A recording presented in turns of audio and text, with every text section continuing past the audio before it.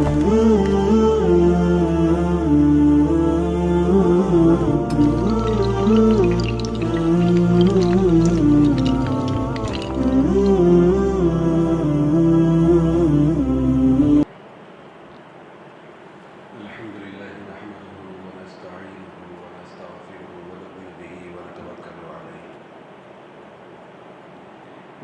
بالله من شرور أنفسنا ومن سيئات أعمالنا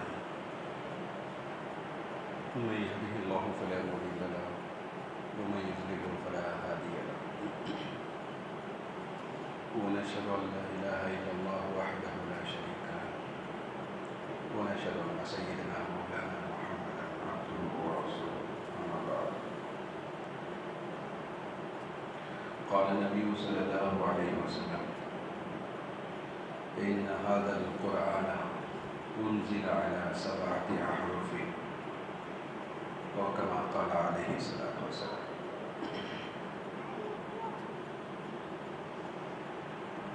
محترم معزز بزرگان دین،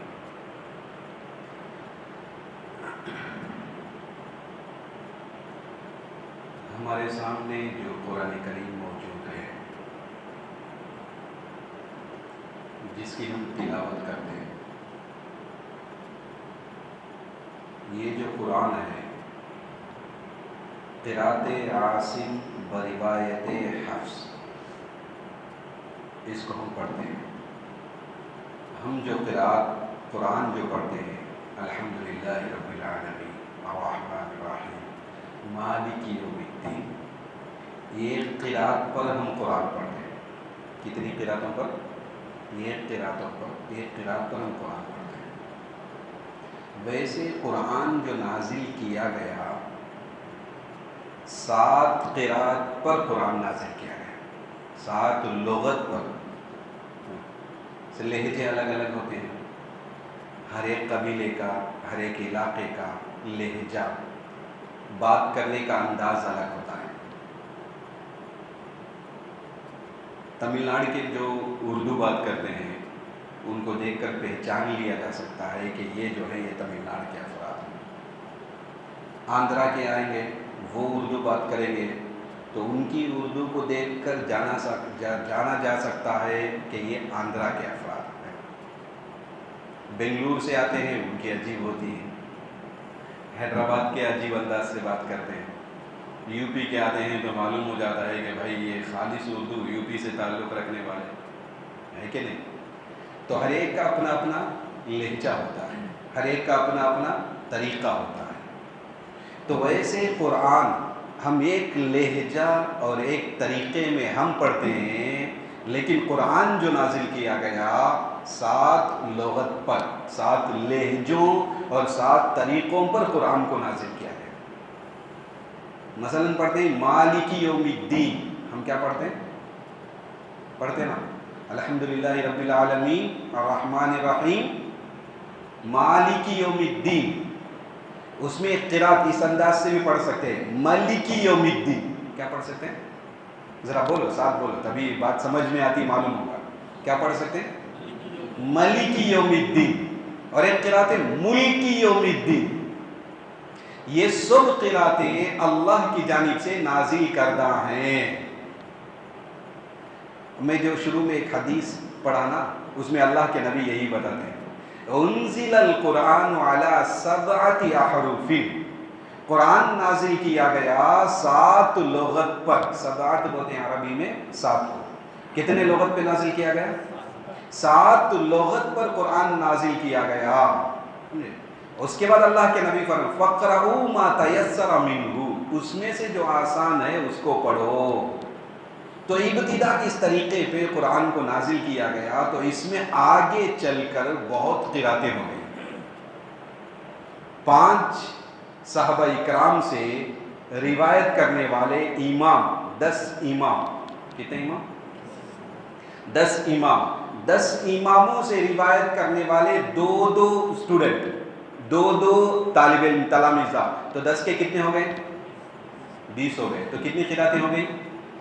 20 قرأتیں ہو گئی. اور 20 قرأتیں منقول ہیں. اس کو کہتے ہیں کہ ابو عبیدہ قاسم بن سلام، سمجھے، یہ گزرے ہیں ایک علامہ، یہ 20 قرات کو جمع کرتے ہیں. کتنی قراتوں کو جمع کرتے ہیں؟ 20 قراتوں کو اپنی کتاب میں ترتیب دیتے ہیں، اور ان کے بعد اس کو مختصر کر کے 7 قراتوں پر لکھا گیا اور 7 قراتوں پہ ترتیب دیا گیا. ترتیب دینے والے صاحب کون ہیں؟ علامہ امام ابو بکر احمد بن موسیٰ رحمۃ اللہ علیہ. یہ کیا کرے ہیں؟ اس قرآن کو 7 قرات پر ترتیب دیے. آپ لوگ سنے ہوں گے مدرسے وغیرہ میں بولتے ہیں کہ 7 قرات 10 قرات، سنتے نا، یہ قاری ہیں پڑھنے والے، 7 قرات پڑھنے والے. جیسے ماشاءاللہ ہمارے آصف استاذ ہیں مولانا، 7 قرات کے قاری ہیں، ہے نا، مدرسے میں پڑھاتے ہیں، 7 قرات پڑھاتے ہیں، 7 قراتوں پر پڑھاتے ہیں. 10 قرات ہے، 10 قراتوں پہ پڑھاتے ہیں، 10 لغت پر، 10 طریقوں سے، ہے نا. یہ مدرسوں میں پڑھایا جاتا ہے. اور ہم جو قرآن پڑھتے ہیں وہ ایک ہی طریقے. وہ کیا طریقہ؟ طریقہ حفظ، روایت حفظ کہا جاتا ہے. اس حفظ کے طریقے پہ ہم پڑھتے ہیں. اچھا بھائی، ان کئی قراتیں ہیں، کون سی قراتیں قبول کی جائے گی اور کون سی قراتیں قبول نہیں کی جائے گی؟ ابھی ہمارے سامنے بات آئی کہ 20 قراتیں آئی، اس میں مختصر کر کے 7 قراتیں لکھی گئی. تو کون سی قراتیں قبول کی جائے گی اور کون سی قراتیں قبول نہیں کی جائے گی؟ اس میں اصل کیا ہے، قاعدہ کیا ہے؟ تو اس میں قاعدہ یہ ہے کہ جو قراتیں تواتر کے ساتھ نبی علیہ السلام سے منقول ہو، لغت کے مطابق ہو، رسم عثمانی کے موافق ہو، وہ قراتیں قبول کی جاتی ہیں، ان کا اعتبار کیا جاتا ہے. اور یہ 7 قراتیں ان شرائط کے ساتھ پائی جاتی ہیں. یہ 7 قراتیں کیا شرائط؟ پہلی شرط کیا ہے؟ وہ تواتر کے ساتھ منقول ہو، متواتر ہو. وہ قرات کیا ہو؟ متواتر بولے تو کیا؟ ایک چیز کو، ایک خبر کو اتنے افراد نقل کرنا، ایک چیز کے تعلق سے اتنے افراد خبر دینا کہ ان تمام افراد کا جھوٹ پر متفق ہونا محال ہو. مثال کے طور پر ہمارے پاس اگر بول دے حضرت عراق ہے، ایران ہے، ایران کو ہمیں گئے کیا، لیکن ہے بول کے یقین ہے نا، یقین ہے کہ نہیں؟ عراق نامی ایک ملک ہے کہ نہیں کی؟ دیکھو بات سمجھو، سمجھنے کی بات ہے. ہم جو بولتے ہیں وہ سمجھنا ہے، سمجھے تو فائدہ ہوگا، نہیں سمجھے تو پھر کچھ فائدہ نہیں. یہ قرآن کی تفصیلات ہیں، اہم چیزیں، بنیادی چیزیں ہیں، یہ تمام لوگوں کو معلوم ہونی ہے. تو کیا ہے، اب امریکہ کے تعلق سے کہتے ہیں امریکہ ملک ہے کہ نہیں؟ جا کر دیکھے کیا؟ ہم میں سے کوئی دیکھے، ہم میں سے کوئی گیا نہیں، جا کر دیکھا نہیں. ایران جا کر دیکھے کیا؟ عراق جا کے دیکھے کیا؟ ترکی جا کر دیکھے کیا؟ حالانکہ ترکی موجود ہے، ترکی کا بادشاہ، ترکی کا جو صدر ہے طیب اردوغان، یہ بھی موجود ہے کہ نہیں؟ طیب ہیں کہ نہیں؟ ان کے تعلق سے ہم سنے کہ وہاں کے صدر ہیں، ہم جا کر ان سے ملاقات کیے یا ان کو براہ راست جا کر دیکھے؟ نہیں دیکھے. تو ان کے ہونے کا ہم کو یقین ہے کہ نہیں؟ امریکہ کے ہونے کا یقین ہے کہ نہیں؟ ترکی کے ہونے کا یقین ہے کہ نہیں؟ یقین ہے نا. یہ یقین کیسے حاصل ہوا؟ کئی لوگ آ کر ہم سے کہنے لگے. ہم جو ذرا بڑے ہوئے تو کئی لوگ آ کر کہنے لگے کہ اس طرح کا ایک شہر ہے، اس طرح کا ایک ملک ہے، اس طرح کا ایک بادشاہ گزرا ہے، شاہ جہان بادشاہ گزرا ہے. ہم میں سے ہر ایک کو یقین ہے. یقین ہے کہ نہیں؟ ابھی بادشاہ گزرا نا، عالمگیر رحمت اللہ علیہ گزرے ہیں، ایک بادشاہ گزرے ہیں، ہم کو معلوم ہے نا. تاج محل کو بنایا شاہ جہان نے، یہ ہم کو معلوم ہے. ہم جا کر دیکھے کیا؟ نہیں دیکھے. کیسے معلوم ہوا؟ اتنے لوگ آ کر ہم کو خبر دیے کہ ان تمام لوگوں کا جھوٹ بولنا محال ہے، ناممکن ہے. اتنے لوگ آ کر خبر دیے کہ ہمیں یقین ہو گیا کہ شاہ جہان گزرا ہے، تاج محل موجود ہے، اس نے تاج محل کو بنایا، ترکی نامی ملک موجود ہے، طیب موجود ہے، گزرے ہوئے بادشاہ. یہ سب یقین خبر سے آتا. اور کیسی خبر؟ بہت کثیر افراد مل کر ایک چیز کی خبر دینا. اسے بولتے ہیں متواتر. عربی میں کیا بولتے ہیں اسے؟ متواتر، تواتر جسے کہا جاتا ہے، تواتر. تو اب یہ جو قرآن کی جو قراتیں ہیں، یہ قراتیں وہ مقبول ہیں جو متواتر ہیں. یہ 7 قرات نبی علیہ السلام پڑھے ہیں، ہے نا. 7 قراتوں کو کیا کیا ہے آپ علیہ السلام نے؟ पढ़ा है, आपने सहाबा इकराम को सिखाया है, और सहाबा इकराम को जो सिखाए हैं वो क़िराते नबी से लेकर हम तक जो पहुंची हैं, दरमियान में हर जानिब में हर ज़माने में इतने लोग थे कि उनका झूठ पर मुत्तफ़िक़ होना मुहाल था। कसीर जमात हमें खबर दी कि ये क़िरात, इस क़िरात को अल्लाह के नबी ने किया है, सहाबा इकराम को पढ़ाया है, तो इस तरह जो खबर तवातुर के साथ जो खबर आई उसको हम कबूल करेंगे, उस खबर को हम क्या करेंगे, कबूल करेंगे, उसके अलावा किसी और खबर को कबूल नहीं करेंगे। ये जो 7 क़िरातें जिसे सबा क़िरात कहा जाता है, ये मुतवातिर है। ये क्या है? बहुत लोग हर ज़माने में कसीर तादाद ज़्यादा अफराद इसके ताल्लुक़ से ख़बर दिए, नबी ये क़िरात में पढ़े हैं, इस क़िरात में पढ़े हैं, ये तीसरी क़िरात में पढ़े हैं, ये चौथी क़िरात में पढ़े हैं। इस तरह 7 क़िरातों में नबी अलैहिस्सलाम ने पढ़ा है। ये ख़बर हर ज़माने में कसीर अफराद दी है, इसलिए हम इन 7 को फ़कत इख्तियार करते हैं, बोलते हैं 7 मोतबर। इसकी शाखें 10 हैं, 10 मोतबर। इसके अलावा और क़िरातें हैं, 20 बोले ना हम शुरू में, और क़िरातें हैं। ये क़िरातें बतरीक़े तवातुर मनकूल नहीं है, ये क्या नहीं है, मुतवातिर क़िरातें नहीं हैं, लिहाजा इसको रद्द कर दिया जाएगा, ये कबूल नहीं की जाएगी। तो ये क़िरातें नबी अलैहिस्सलाम के ज़माने में मौजूद थे। मालिक यौमिद्दीन भी पढ़ा गया, मलिक यौमिद्दीन भी पढ़ा गया, कलिमतु रब्बिक भी पढ़ा गया, कलिमातु रब्बिक भी पढ़ा गया। ये जो अल्फाज़ बदलते सो माना बदलता नहीं। क़िरातें मुख्तलिफ होने से ऐसा क़िरात मुख्तलिफ है, माना अलग हो जाएगा, ऐसा सब नहीं है। माना ज़रा भी नहीं बदलता है, क़िरात बदलती है, अल्फाज बदलते हैं, तक़दीम व ताख़ीर होती है, इसम और फ़ेल आता है, हुरूफ की कमी और ज़ियादती होती है, लेकिन माने में कोई तब्दीली नहीं होती, माना वही होता है। लुग़तें मुख्तलिफ हुआ करती हैं, हर इलाके की, हर कबीले की लुग़तें मुख्तलिफ हुआ करती हैं, उनका लहजा मुख्तलिफ होता है, उनके लहजों के एतबार से बाज़े अफ़राद को अदा करना, बाज़े हुरूफ को अदा करना आसान होता है और बाज़े हुरूफ को अदा करना आसान नहीं होता। इस एतबार से 7 या 10 क़िरातें बनी, वो ज़रा कम हुरूफ के साथ। सूरह फुरक़ान, कौन सी सूरा? सूरह फुरक़ान।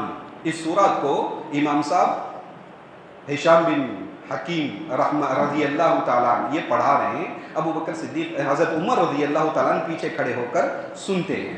अब ये सुनते वक्त उनकी क़िरात में और इनकी क़िरात में एक कहीं जो फ़र्क आता है, तो नमाज में जो गुस्सा आ गया, नमाज कुरान गलत पढ़ते हैं, इसलिए कि वो जो नबी अलैहिस्सलाम से सुने थे वो अंदाज़ नहीं है ना, एक दूसरे अंदाज से पढ़ते हैं ना, इसलिए अबू बकर हज़रत उमर रज़ियल्लाहु ताला क्या है, बहुत सख्त तबीयत के, शरीयत में बिल्कुल सादा मिजाज, सख्त मिजाज छोड़ कर देने वाले हैं। जो है सो है, नबी अलैहिस्सलाम के सामने वो बात जो है वो बयान कर देते, उसमें आगे पीछे नहीं होते। अल्लाह के नबी फरमाने लगे, तुम में वो मोमिन नहीं जिसके पास मैं महबूब नहीं, यानी उसका ईमान कामिल होता है, जिसके पास मैं ज़्यादा महबूब हूँ, उसके माल दौलत से ज़्यादा, उसके माँ बाप से ज़्यादा, औलाद से ज़्यादा, जान से ज़्यादा। ला युमिनु अहदुकुम हत्ता अकूना अहब्बा इलैहि मिन वालिदिही व वलदिही वन्नासी, है ना, इस तरह की एक हदीस है। किनके पास बोले? हज़रत उमर रज़ियल्लाहु ताला। उमर रज़ियल्लाहु ताला साफ गो, साफ कहने वाले, नबी से फरमाने लगे, अल्लाह के रसूल बात सही है, सारी चीज़ों से आप ज़्यादा महबूब हैं, लेकिन मेरे नफ्स से ज़्यादा महबूब आप नज़र नहीं आते हैं। मैं अपनी नफ्स की तरफ तवज्जो करता हूँ, मैं अपने नफ्स को देखता हूँ तो मुझे ऐसा लगता है मेरा जो नफ्स, मेरी जो जान है, मुझे ये ज़्यादा प्यारी नज़र आती है आपसे ज़्यादा। अल्लाह के नबी बोले, अभी ये उमर, अभी तुम मुसलमान नहीं हुए, जब तक मैं तुम्हारे नज़दीक तुम्हारे जान से ज़्यादा प्यारा ना हो जाऊं, तुम्हारा ईमान क्या नहीं हो सकता, कामिल नहीं हो सकता। फिर उसके बाद फौरन तवज्जुह करके और फरमाने लगे, ऐ अल्लाह के रसूल, अब जो है मैं अपनी जान से भी ज़्यादा आपको चाहता हूँ। सच कहने वाले, जो बात दिल में होती वही उनकी ज़ुबान से निकलती, दिल में एक बात, ज़ुबान पे एक बात, ये सब नहीं। सहाबा इकराम में, सहाबा इकराम बिल्कुल खालिस सच्चे हुआ करते हैं और ज़ुबान पे वही अल्फाज आया करते थे जो उनके دل میں پائے جاتے تھے، اور نبی سے کہنے لگے اللہ کے رسول آپ جو ہیں میری جان سے زیادہ محبوب ہیں۔ اللہ کے نبی نے فرمایا الآن یا عمر، اے عمر اب تم کامل مؤمن ہوئے، ہے نا، صاف گو بولتے سے، صاف کہنے والے، سچ کہنے والے۔ اب یہاں دیکھیں حضرت ہشام رضی اللہ تعالیٰ عنہ کو، یہ کیا ہے، قرآن وہ جس انداز سے سنے اس انداز سے پڑھتے ہیں، لیکن انہوں نے یہ انداز سے نہیں سنا تھا، غصہ آ گیا، وہ کہنے لگے میری طبیعت متغیر ہونے لگی، میں چاہتا تھا کہ نماز ہی میں پکڑ کر کھینچ لوں ان کو، امام صاحب غلط پڑھتے ہیں قرآن، لیکن میں اپنے آپ کو روک لیا اس لیے کہ نماز میں نماز سے ذرا فارغ ہوں، اس کے بعد دیکھا جائے گا۔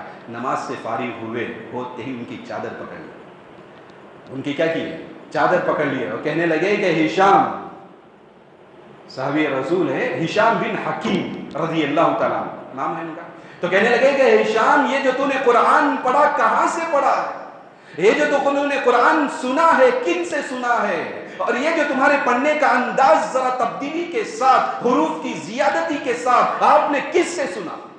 کہنے لگے میں تو نبی سے سنا ہوں، نبی سے سن کر میں نے پڑھا ہے۔ یہ کیسے ہو سکتا؟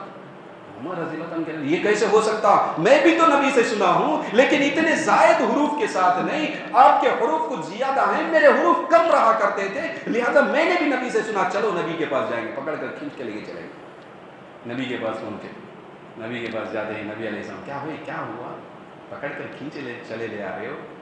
تو فرمایا کہ ہشام ہے نماز میں پڑھتے ہیں کچھ عجیب انداز سے، الگ انداز سے پڑھتے ہیں۔ تو نبی علیہ السلام نے پہلے ان کو چھوڑو، آپ نے فرمایا ان کو چھوڑو، اور فرمایا کہ ہشام تم پڑھو، وہ پڑھنے لگے، قرات کرنے لگے، قرآن پڑھنے لگے، تو اللہ کے رسول نے فرمایا ہاکذا انزلت، ایسے ہی قرآن نازل ہوا۔ عمر رضی اللہ تعالیٰ پریشان، ارے میں پڑھا وہ الگ طریقہ، اور یہ پڑھتے ہیں تو ان کے تعلق سے کہتے ہیں ہاکذا انزلت۔ پھر اللہ کے نبی نے فرمایا عمر رضی اللہ تعالیٰ تم بھی پڑھو، عمر اے عمر تم بھی پڑھو، تو عمر رضی اللہ تعالیٰ پڑھنے لگے، اور سنے اللہ کے نبی سن کے فرمانے لگے ہاکذا انزلت، ایسے ہی قرآن نازل ہے۔ اور پھر اس کے بعد اللہ کے نبی نے فرمایا ان ھذا القرآن انزل علی سبعۃ احرف، کہ یہ جو قرآن ہے 7 قراتوں پر، 7 لغت، 7 نہج پہ نازل کیا گیا، لہذا تمہیں جو آسان ہے اس طریقے سے پڑھو۔ اسی طرح 7 قرات ہے، یہ صحابہ اکرام جو سنے نا، اس کو جو پڑھے نا، اس اعتبار سے 7 قرات، 7 قراتیں وجود میں آئی، 10 قرات، 10 قراتیں وجود میں آئی۔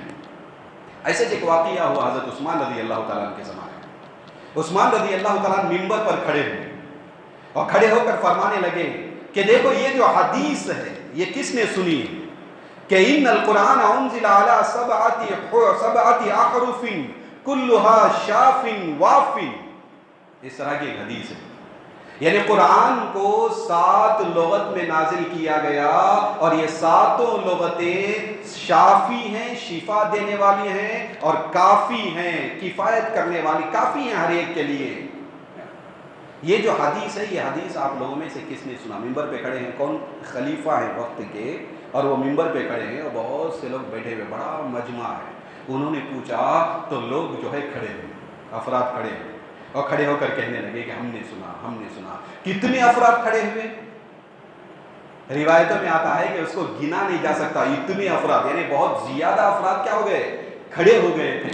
اور اس کے بعد حضرت عثمان رضی اللہ تعالیٰ عنہ فرمانے لگے کہ دیکھو میں گواہی دیتا ہوں کہ میں نے بھی اس حدیث کو نبی علیہ السلام سے سنا ہے کہ قرآن جو ہے یہ 7 لغتوں پر نازل کیا گیا، لوگوں کی آسانی کے لیے، اپنی امت کی آسانی کے لیے، افراد کی آسانی کے لیے۔ بعض لوگوں کا جو طریقہ ہوتا ہے، بعض لوگوں کی جو زبان ہوتی ہے وہ کسی لفظ کو ادا کرتی ہے، اور بعض لوگ اس لفظ کو ادا نہیں کر سکتے۔ آپ ہندی علاقوں میں چلے جائیں، ان کے سامنے تمل بولے، پریشان ہو جائیں، بات نہیں کر سکتے، ہے نا۔ ہندی علاقوں میں چلے گئے، دہلی چلے گئے اور یو پی چلے گئے، اور وہاں جا کر ان سے بولے کہ بھائی ہماری یہ تمل زبان ہے، ذرا آپ اس زبان کو ادا کرو، نہیں ادا کر سکتے۔ وہ بولتے کیا وہ ہنڈے میں پتھر ڈال کو ہلائے جیسا ڈر آواز آتی نہ رہی، کیا لغت ہے ان کی، لغت ہے، یہ ادا کر سکتے، وہ ادا نہیں کر سکتے ہیں۔ اس طرح جو علاقے ہیں، ایک ہی ملک میں مختلف علاقے ہیں، ان علاقوں میں بعض الفاظ کو ادا کیا جا سکتا ہے اور بعض علاقوں میں ان الفاظ کو ادا نہیں کیا جا سکتا، اور اللہ کے نبی رحمت بنا کر، آسانی پیدا کرنے والے بنا کر اتارے گئے، لہذا لوگوں کی لغت کے اعتبار سے اور لہجے کا بھی اعتبار کیا گیا، طبیعت کا بھی اعتبار کیا گیا کہ ہر علاقے والا، ہر شہر والا، ہر جو ہے وہ اپنے قبیلے والا اپنے قبیلے کے اعتبار سے اس کو پڑھ سکے، قرآن کو پڑھ سکے اور قرآن کے قریب ہو سکے۔ اس لیے اللہ کے نبی نے ان کو ان کے طریقے پہ سکھا۔ وہ جو لغت تھی اس کو کیا کیا اللہ کے نبی نے؟ ان کے طریقے پہ سکھا۔ جبرائیل علیہ السلام قرآن لے کے نازل ہوئے، علی حرف واحد آتا ہے، ایک حرف پر، ایک لغت پہ لے کے نازل ہوئے۔ تو اللہ کے نبی فرمانے لگے کہ جبرائیل، میری جو امت ہے یہ امی ہے، ان پڑھ ہے، پڑھی ہوئی زیادہ پڑھی ہوئی نہیں ہے، ایک لغت پر اگر قرآن نازل کیا جائے تو وہ پڑھ نہیں سکتے، ان کے لیے مشکل ہو جائے گا۔ تو اس کے بعد جب مطالبہ کیا تو دوسری لغت پہ نازل کی، 2 لغت کی اجازت دی گئی۔ پھر آپ علیہ السلام نے مطالبہ کیا تو 3 لغت کی اجازت دی گئی۔ پھر آپ نے مطالبہ کیا تو 7 لغت ان کی کیا کی گئی؟ اجازت دی گئی۔ سمجھ میں آ رہی بات؟ یہ 7 ہی ہیں، اس سے بڑھ کر نہیں، اور اس کے علاوہ جو ہیں وہ سارے کے سارے اس میں داخل ہیں۔ اس کے علاوہ اور جو عشرہ بولتے ہیں نا، 10 لغتیں بولتے ہیں نا، یہ 10 لغتیں جو ہے انہی 7 میں داخل ہیں، اس کے علاوہ اور کوئی زائد نہیں ہے۔ ابن جزری رحمۃ اللہ علیہ اس فن کے ماہر امام اور کتاب لکھے ہیں، وہ فرماتے ہیں ان کی بات کو سمجھنے سے پہلے ایک بات سمجھنا چاہیے۔ کیا بات ہے؟ حدیث قرآن، اس میں الفاظ اگر دیکھیں، 7 70 700، اس طرح کے الفاظ، 7 بولے تو 7، 7 بولے تو 7، 70 بولے تو 70، ٹھیک، 700 بولے تو 700۔ تو یہ جو الفاظ ہے نا، 7 70 700، یہ جو افراد ہیں، یہ جو الفاظ ہیں، یہ الفاظ عرب میں استعمال ہوتے ہیں زیادتی کو بتانے کے لیے، متعین عدد کو بتانے کے لیے نہیں۔ 7 کا لفظ استعمال کریں گے، وہاں 7 مراد نہیں ہوگا، 7 سے زیادہ مراد ہوگا۔ 70 کا لفظ استعمال کریں گے، لیکن وہاں 70 کا عدد مراد نہیں ہوگا، زیادتی کو بیان کرنے کے لیے 70 کا لفظ استعمال کیا جاتا ہے۔ اور اللہ کے نبی کے تعلق سے ہے نا، اگر آپ ان تستغفر لهم 70 مرۃ، قرآن کہتا ہے اگر آپ ان کے لیے 70 مرتبہ بھی استغفار کریں گے تو آپ کی اس دعا کو قبول نہیں کیا جائے گا، ان کافرین کے تعلق سے، غیروں کے تعلق سے، ہے نا۔ 70 مرتن ذکر کیا گیا، 70 مرتبہ۔ یہاں کیا بتاتے ہیں علماء؟ 70 مرتبہ سے یہ عدد بتانا مراد نہیں ہے، 70 سے زائد جتنی مرتبہ بھی آپ استغفار کریں گے ان کے تعلق سے تو اس کا اعتبار نہیں کیا جائے گا۔ تو یہ عدد زیادتی کو بتاتا ہے، بات سمجھ میں آتی نا، کثرت کو بتاتا ہے نا۔ تو ایسے ہی ایک حدیث میں بھی اس طرح ہے، الایمان بضع و سبعون، ایک حدیث ہے، وہ حدیث میں کیا ہے؟ الایمان بضع و سبعین، الایمان کیا؟ بضع و سبعون شعبۃ، اس طرح کی ایک حدیث آتی ہے کہ ایمان کے 70 سے زائد شعبے ہیں، افضلها لا الہ الا اللہ و ادناها اماطۃ الاذى عن الطریق، حدیث ہے۔ اس میں کیا بتاتے ہیں؟ ایمان کے 70 سے زائد شعبے ہیں۔ تو 70 کا معنی عدد مراد نہیں ہے، کثرت کو بتانا ہے، کثرت بولے تو زیادتی کو بتانا ہے، بات سمجھ میں آ رہی ہے نا۔ تو ایسے 7 والا عدد، 70 والا عدد، 700 والا عدد عرب میں استعمال کیا جاتا ہے اور وہاں کثرت بتائی جاتی ہے، یہ بات سمجھ میں آ گئی۔ اب حدیث میں جو بیان کیا گیا کہ قرآن 7 طریقوں پر اور 7 لغت پہ نازل کیا گیا، اس سے 7 مراد ہے یا کثرت مراد ہے، زیادتی مراد ہے؟ کیا مراد ہے؟ ابن جزری رحمۃ اللہ علیہ وہ فرماتے ہیں میں بہت تلاش کیا، بہت غور و فکر اس کے تعلق سے غور کرتا رہا یہاں تک کہ 30 سال میں نے اس پہ سوچا۔ کتنے سال؟ 30 سال میں نے سوچا ہے، اور سوچنے کے بعد مجھے یقین ہو گیا۔ کس بات کا یقین ہو گیا؟ یہاں 7 سے 7 ہی مراد ہے، اس سے بڑھ کر مراد نہیں۔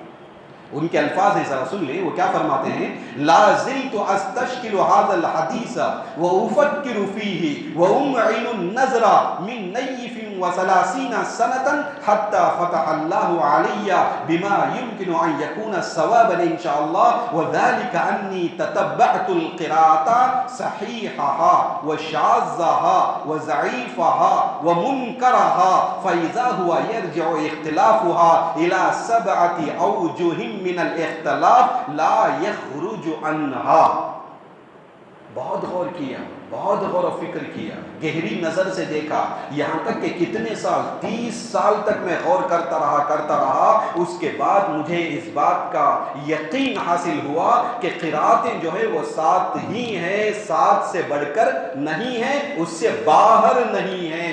جتنی قراتیں کا وہ تقدیم تاخیر کی ہو، حروف میں کمی زیادتی کی ہو، یا کسی اور انداز سے ہو، یا اسم کے یا فعل کے تبدیلی کے اعتبار سے ہو، جتنی قراتیں ہیں وہ ساری کی ساری قراتیں 7 کے تحت ہی داخل ہے۔ تو معلوم تو قرآن کیا ہوا بھائی، 7 لغتوں میں کیا کیا گیا، قرآن نازل کیا گیا۔ بات سمجھ میں نہیں، 7 لغت، اب 7 لغتوں میں نازل کیا گیا تو کیا حضرت ہمیں 7 لغت پڑھ سکتے گا؟ یہاں بھی ضرورت ہے، یہاں جو ایک لغت ہے وہ صحیح طریقے سے پڑھے تو بس۔ یہ کیا ہوا معلوم، حضرت عثمان رضی اللہ تعالیٰ عنہ کا زمانہ آیا، وہ زمانے میں اسلام پھیلتا گیا، ملکوں میں بہت زیادہ پھیلنا شروع ہوا، فتوحات، کئی ملک جو ہے وہ فتح کرتے گئے۔ حضرت ان سے پہلے والا زمانہ کن کا، حضرت عمر رضی اللہ تعالیٰ کا۔ عثمان رضی اللہ تعالیٰ سے پہلے زمانہ کس کا؟ انہوں کیا کرے معلوم، فتح کرتے کرتے آدھی دنیا کو فتح کر دیا۔ اسی لیے گاندھی جی کہتے ہیں، کیا کہتے ہیں معلوم، ایسا اور ایک عمر پیدا ہو جاتا ساری دنیا میں اسلام ہی ہوتا، ساری دنیا میں اسلام پھیل جاتا۔ یہ حضرت عمر رضی اللہ تعالیٰ نے آدھی دنیا کو فتح کیا ہے، اگر ایسا عمر پیدا ہو جائے تو ساری دنیا میں اسلام پھیل جائے۔ ایسا ہو سکتا تھا، اتنا زیادہ اسلام پھیلتا چلا، دور ممالک تک چلا گیا۔ ان کے بعد کا زمانہ کن کا، حضرت عثمان رضی اللہ تعالیٰ کا۔ اب ان کے زمانے میں اس طرح بہت دور دور تک پھیلا ہو، صحابہ اکرام سے لوگ قرآن کی آیتوں کو سنتے تو مختلف صحابہ کیا کرتے ہیں، اب نبی علیہ السلام سے جو سنے ہیں وہ ان کو سناتے۔ ابھی ہم سنے نا، صحابہ ذرا فرق کے ساتھ سنے نا، تو یہ جو صحابہ جو سنے تھے فرق کے ساتھ، وہ ان کو سناتے، ایسے پڑھا، میں نے نبی سے ایسے پڑھا ہے، لہذا اس طرح نبی علیہ السلام نے پڑھا ہے، ایسے وہ سناتے تھے۔ اور وہ سننے کے بعد لوگ جو ہے آپس میں، صحابہ کا زمانہ بہت اچھا زمانہ، نیک زمانہ، برکت والا زمانہ، صحیح زمانہ۔ اس کے بعد کے جو زمانے آئے اس میں اختلاف پیدا ہونا شروع ہو گیا، اور بعد والے جو ہے کہنے لگے میں جو پڑھتا ہوں وہ صحیح ہے، آپ جو پڑھتے ہیں وہ صحیح نہیں ہے۔ جنگ آرمینیا بول کر ایک جنگ ہوئی، وہ جنگ میں مسلمان دور دور ممالک سے آ کر مسلمان جمع ہو گئے، اور وہاں دیکھا گیا نماز پڑھتے ہوئے ایک ایک طریقے پہ، اور دوسرا الفاظ کا فرق ہی ہے، لیکن وہ پڑھنے کے بعد آپس میں کہنا شروع ہو گئے کہ میں نے جو پڑھا وہ صحیح، تم نے جو پڑھا وہ غلط، وہ طریقہ غلط ہے، یہ طریقہ صحیح ہے۔ اس طرح کچھ اختلاف پیدا ہونا شروع ہو گیا۔ حضرت حذیفہ رضی اللہ تعالیٰ وہاں پر تھے، وہ حالت دیکھ کر بادشاہ کے پاس، وقت کے خلیفہ ہے نا، ان کے پاس آئے، عثمان رضی اللہ تعالیٰ عنہ کے پاس آ کر کہنے لگے حضرت ان لوگوں کی خبر گیری کرو، ان لوگوں کو ذرا دیکھو، یہ آج ہی یہ حالت ہے، اختلاف جو ہے، حالانکہ وہ نبی علیہ السلام جو ہے 7 طریقے سے نازل کیا گیا وہ صحیح ہے، لیکن زمانہ بڑھتا گیا اور لوگوں کے درمیان پھیلتا گیا۔ اب باہر کے لوگ، ان لوگوں کو کیا معلوم، دوسرے عجمی ممالک میں رہنے والے، یہ تو عرب ہیں، عجمی ممالک میں رہنے والے، ان لوگوں کو کیا معلوم کہ حقیقت کیا ہے، لہٰذا اور آگے بڑھے گا تو اختلاف زیادہ ہو جائے گا، لہٰذا اس اختلاف کو ختم کرو۔ کون کہنے لگے؟ حضرت حذیفہ رضی اللہ تعالیٰ عنہ کن سے آ کر کہنے لگے؟ عثمان رضی اللہ تعالیٰ عنہ سے۔ عثمان رضی اللہ تعالیٰ عنہ سوچے یہ تو بہت اہم بات ہے، چلو آپ کیا کریں، تو ان سے پہلے والے خلیفہ حضرت ابو بکر صدیق رضی اللہ تعالیٰ، ہم گزشتہ ہفتہ سنے، کیا سنے؟ ابو بکر صدیق رضی اللہ تعالیٰ نے پورا قرآن ملا کر جمع کر دیے تھے، ایک قرآن بنائے تھے، اور وہ ان کے پاس تھا، ہے نا، سرکاری تحویل میں تھا۔ ان کے بعد عمر رضی اللہ تعالیٰ عنہ کے پاس تھا، ان کے بعد کن کے پاس تھا؟ حضرت حفصہ رضی اللہ تعالیٰ عنہ کے پاس تھا. تو یہ حضرت عثمان رضی اللہ تعالیٰ عنہ ان سے طلب کیے حفصہ رضی اللہ تعالیٰ عنہ سے. وہ حضرت عمر رضی اللہ تعالیٰ عنہ کے زمانے میں قرآن جو جمع کیا گیا نا وہ قرآن ذرا ہمیں دیجئے, ہمیں نقلیں لینا ہے, اس کو عام کرنا ہے. وہ لے کر جو اصل قرآن ہے, جو ایک لغت پر جس کو جمع کیا گیا, تو اس قرآن کو لے کر اس کی نقلیں لی, اس کی 7 نقلیں اتارے. کتنی نقلیں اتارے ہوئے؟ 7 نقلیں جو ہے اس کی اتارنے لگے, اور اتار کر اس کے بعد انہوں نے کیا کر دیا, اس کو بھیج دیا واپس, اس کو حضرت حفصہ رضی اللہ تعالیٰ عنہ کے حوالے کر دیا. 7 نقلیں لیے, سمجھ میں آ رہی بات؟ اور یہ نقلیں یہ بھیجے مکہ کو, یہ قرآن بھیجے کہاں؟ نقل اتنا وہ اصل وہ اتنا حضرت ابو بکر صدیق رضی اللہ عنہ کے زمانے کا قرآن وہ اصل ہے. اس کو نقل لینے کے بعد وہ 7 حصے 7 نقلیں بنا کر 7 کتابیں بنا کر ایک کتاب بھیجے کہاں؟ مکہ کو, اور ایک بھیجے شام کو, اور تیسری نقل بھیجے بحرین کو, چوتھی نقل بھیجے یمن کو, 5ویں نقل بھیجے بصرہ کو, 6ٹھی نقل بھیجے کوفہ کو, اور 7ویں نقل جہاں وہ موجود تھے مدینہ میں وہاں 7ویں نقل رکھے. اس طرح 7 نقلیں اس کی لی اور لے کر ملکوں میں اس کو پھیلا دیا, اس کو, اور کہہ دیا کہ اب بھی اس کے بعد اگر قرآن کوئی پڑھے گا اسی قرآن پہ پڑھے گا, اسی قرات پہ پڑھے گا, اس لیے کہ آگے چل کر اختلاف کا امکان ہے, اور لوگوں کے بھٹکنے کا امکان ہے, اور لوگوں کی لڑائی اور جھگڑے کا امکان ہے. لہذا فتنے سے روکنے کے لیے عثمان رضی اللہ تعالیٰ عنہ نے فرمایا, ہم سے بڑے حضرت ابو بکر صدیق رضی اللہ تعالیٰ عنہ کے زمانے میں جس قرآن کو محفوظ کیا گیا اور جس قرآن کو جمع کیا گیا اس کی یہ نقلیں ہیں, اور اسی نقل کو سب رکھیں گے. اس کے علاوہ جو قرآن ہے وہ ساری ہمارے پاس بھیج دیں, ہمارے ملک مدینہ کو بھیج دیں. سارے لیے لے کر جلا دیے, ختم کرنا تھا نا, ختم کر دیے. اس کے بعد یہ قرآن محفوظ.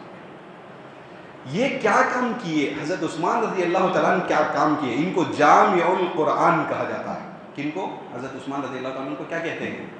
جامع القرآن, جامع الناس علی ھذا القرآن. یہ معنی جامع کے معنی جمع کرنے والے. پوری لمبی عبارت کیا معلوم؟ لوگوں کو یہ قرآن پر جمع کرنے والے. اس کو ذرا شارٹ کٹ میں کیا بولتے ہیں؟ جامع القرآن, قرآن کو جمع کرنے والے, ایسے کہا جاتا ہے. اب یہ کیا کیے؟ قرآن کو جمع کیے نا, ان کے اور ابو بکر صدیق رضی اللہ عنہ, وہ تو جمع کر دیے تھے. کیا فرق تھا دونوں میں اصل میں؟ اور یہ جو نقلیں لی نا, اس میں کیا فرق تھا؟ کوئی فرق نہیں. پہلا کام تو ایک ہی ہے, وہ نقلیں لیے 7 نقلیں, ٹھیک ہے.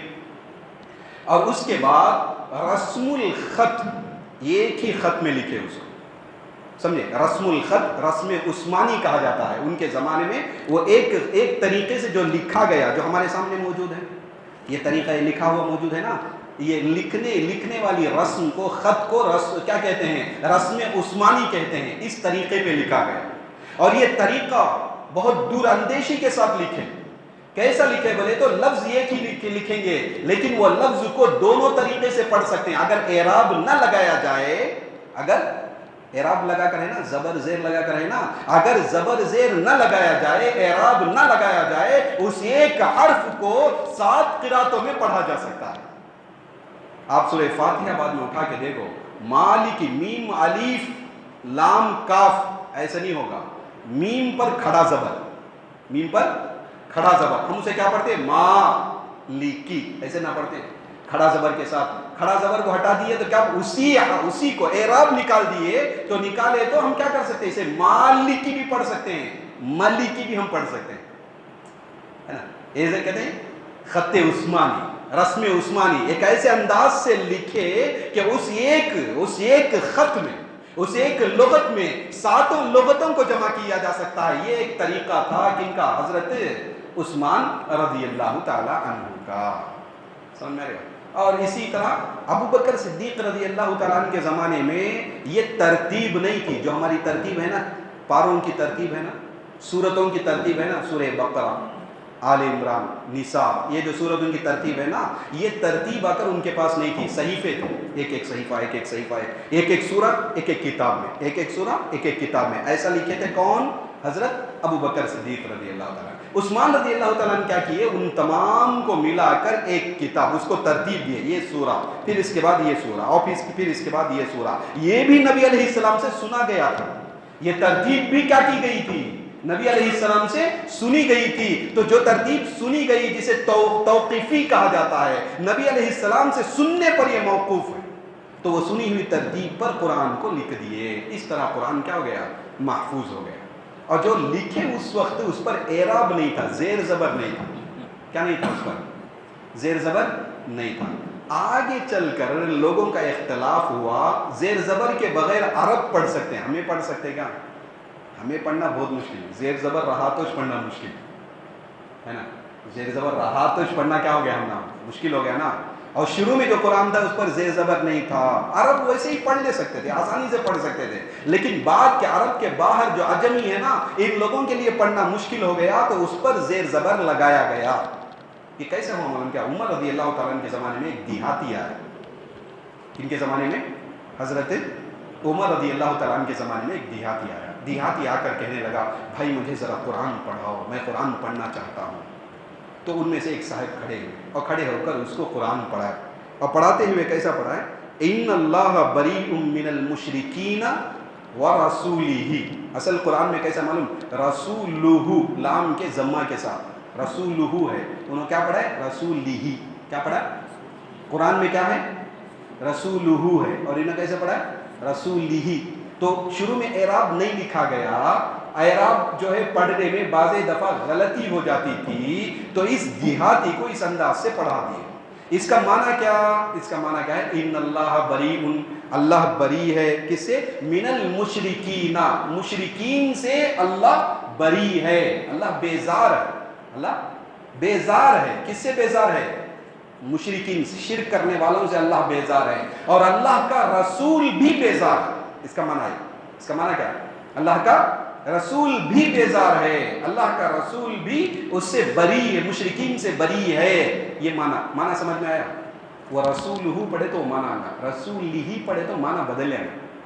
کیا معنی ہو جائے، اللہ بیزار ہے، کس سے بیزار ہے، مشرکین سے بیزار ہے، رسول سے بیزار ہے. نعوذ باللہ، غلط معنی گیا نا. اللہ رسول سے بیزار ہونا چاہیے، کیسا ہونا، بیزار نہیں ہونا. اللہ مشرکین سے بیزار ہے، اور کس سے بھی بیزار ہے، رسول سے بھی بیزار. یہ معنی نکل گیا. دیہاتی بھی صاف دل کے ہوتے، وہ کیا بولتے، اللہ جو ہے مشرکین سے بیزار. ان کو جو اس انداز سے پڑھایا گیا، وہ پڑھانے کے اعتبار سے وہ کہنے لگے، وہ دیہاتی کہنے لگے، کیا کہنے لگے، اللہ مشرکین سے بیزار ہے، رسول سے بیزار ہے، میں بھی مشرکین سے بیزار ہوں، رسول سے بیزار ہوں. نعوذ باللہ، غلط آ گیا. اللہ جو بولے وہ صحیح، اللہ بیزار تو میں بھی بیزار. یہ بات پہنچی کسے، حضرت عمر رضی اللہ تعالیٰ عنہ کو یہ بات پہنچی. عمر رضی اللہ تعالیٰ عنہ اس کو لے کر آئے، عجیب معنی کرتا ہے، کیا بولتا ہے بھائی، اللہ بیزار میں بھی بیزار، کس سے بیزار، مشرکین سے بیزار، رسول سے بیزار. پکڑ لا، پکڑ کر لے کر لانے کے بعد نبی علیہ السلام پوچھے، کیا بھائی کیا معنی کیا، کیا پڑھتے ہیں. تو کہنے لگے مجھے ایسا پڑھایا گیا، ان اللہ بریء من المشرکین ورسولہ.